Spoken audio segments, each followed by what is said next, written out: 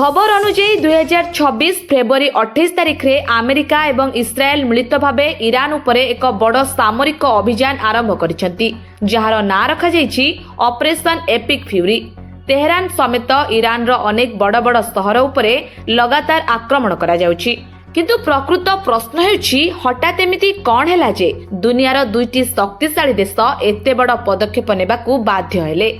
यह पछरे केवल ईरान रो परमाणु हथियार अछि ना आउ किछि बड़ राजनीतिक खेल लुचि रहिछि। आसंतु आज ही महायुद्धर प्रकृत कारण को टिके गभीर भावे बुझिबा।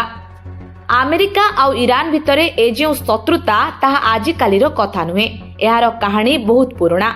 एही तिक्ततार आरंभ 1953 मसीह होइतिला जेतेबेले अमेरिकार गुइंदा संस्था CIA ईरान रो लोकतांत्रिक प्रधानमंत्री मोहम्मद मोसादेको क्षमतारू हटाई देथिला। या परे 1979 रो इस्लामीय विप्लव एवं तेहरान रे अमेरिका दूतावासर कर्मचारी को बंदी करा जिबा परे दुई देश भितरे सबु संपर्क सबुदिन पई भांगी गला।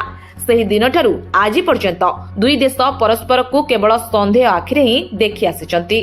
किंतु एबेकार एही युद्ध पछरे किछि नुआ कारण भी अछि। 2026 आरंभरू ईरान भयंकर आर्थिक संकट देई गति करुथिला एवं देशरे सरकार विरोध रे जोरदार आंदोलन चलिथिला। अमेरिका और इस्राएल एहाकू ईरान शासनर दुर्बलता बोली धरि नेले। एहा परे फेब्रुआरी मासरे परमाणु कार्यक्रम को नै शेष पर्याय आलोचना भी विफल हैला। अमेरिका राष्ट्रपति डोनाल्ड ट्रम्प ईरान को एक प्रकार चरम बाणी देइथिले, किंतु कोनोसी समाधान रो रास्ता न बारिबारु शेषरे ऑपरेशन एपिक फ्यूरी पई निर्देश दिया गला। तेबे आसंतु एही युद्ध पछरे तीनोटी मुख्य कारण को देखिबा। प्रथम आ सबुठु सीधा कारण हेउछि ईरान रो विवादीय परमाणु कार्यक्रम। अमेरिका कहिछि जे ईरान 2015 परमाणु चुक्ति को भांगी गुप्तरे परमाणु बोमा तैयारी करुछि। जदियो अमेरिका यार कोनोसी पक्का प्रमाण देई नाही, किंतु इस्राएल पई एहा निज सुरक्षा प्रति एक बड़ विपद।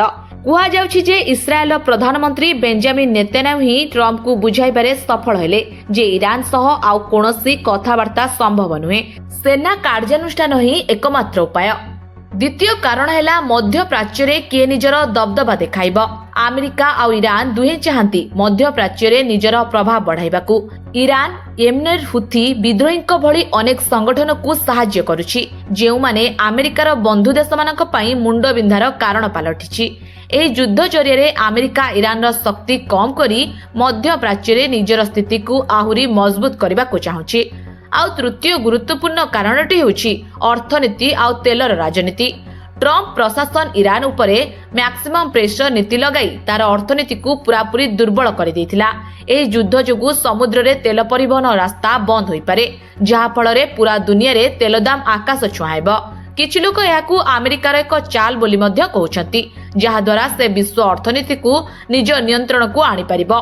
तेबे विशेषज्ञ मतरे केवल आकाशरू बोमा पकाई कोनोसी देशर शासन बदलाई हेब नाही। एही आक्रमण रे ईरान दुर्बल होई पारे, किंतु हार मानिब नाही। बरं एहार जवाब रे ईरान एही युद्ध को पूरा मध्य प्राच्य को टाणी नै पारे, जहा एक बड़ आंचलिक युद्ध रे बदली जाई पारे। एहार प्रभाव सारा विश्व रे पड़िबो। तेल दाम बढ़िबा सह भारत भली देश पई मध्य बड़ आर्थिक समस्या सृष्टि हेबो।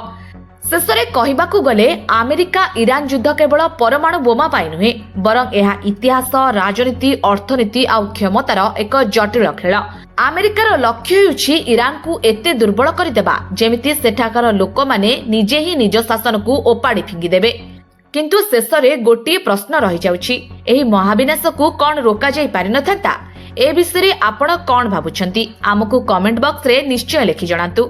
जदि वीडियोटी आपनकु भल लागिला तेबे लाइक करंतु एवं एमिति गुरुत्वपूर्ण विश्लेषण देखिबा पई आम चैनल को सब्सक्राइब करबा को बिल्कुल भूलिबेनी। धन्यवाद। ब्यूरो रिपोर्ट जननी टीवी।